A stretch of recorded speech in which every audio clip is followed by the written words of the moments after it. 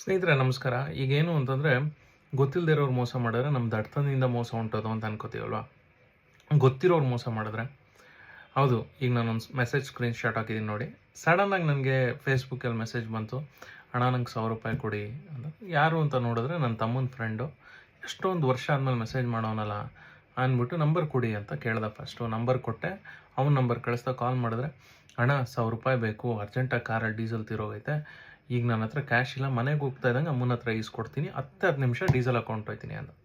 ಸರಿ ಅಂತ ₹1000 ಟ್ರಾನ್ಸ್ಫರ್ ಮಾಡಿದೆ. ಟ್ರಾನ್ಸ್ಫರ್ ಮಾಡಾದ್ಮೇಲೆ ಕನ್ಫರ್ಮೇಷನ್ಗೆ ಕಾಲ್ ಮಾಡಿದೆ. ಆ ಕಾಲ್ನೂ ಎತ್ತಿಲ್ಲ. 10 ನಿಮಿಷ ಆಯ್ತು, 20 ನಿಮಿಷ ಆಯ್ತು, 30 ನಿಮಿಷ ಆಯಿತು, 1 ಗಂಟೆ ಆಯಿತು, ಕಾಲೇ ಅಟೆಂಡ್ ಮಾಡ್ತಿರ್ಲಿಲ್ಲ.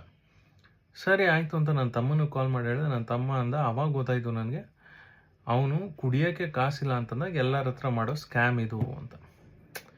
ಶಟ್ ಅಂದ್ಬಿಟ್ಟು ಒಂದು ಮೆಸೇಜ್ ಹಾಕ್ಬಿಟ್ಟು ನಾನು ಈ ದುಡ್ಡು ಹೋಯ್ತು, ಅದೇ ದುಡ್ಡನ್ನ ನಾನೇ ಈಚೆ ಹೋಗಿ ತಿನ್ಕೊಬಿಡ್ಬೋದಾಗಿತ್ತಲ್ಲ, ಅನ್ಯಾಯವಾಗಿ ಈ ಥರ ಒಬ್ಬನಿಗೆ ಕೊಟ್ಟು ನಾನು ಮೋಸ ಹೊಂಟೋದ್ನಲ್ಲ ಅಂತ ತುಂಬ ವೇದನೆ ಆಯಿತು. ಈಗ ನೆನೆಸ್ಕೊಂಡ್ರೂ ಅದು ವೇದನೆ ಆಯ್ತದೆ.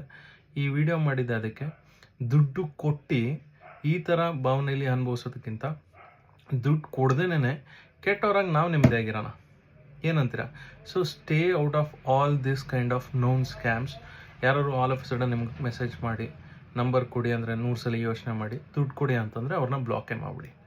ಏನಂತೀರ? ಸೊ IPL ಶುರು ಆಗ್ತದೆ, ಇನ್ನು ಈ ಥರ ಸ್ಕ್ಯಾಮ್ಗಳು ಜಾಸ್ತಿ ಆಗುತ್ತೆ. ಅದಕ್ಕೋಸ್ಕರ ಇದು awareness video. Thanks a lot. ಜೈ ಶ್ರೀರಾಮ್. Good night.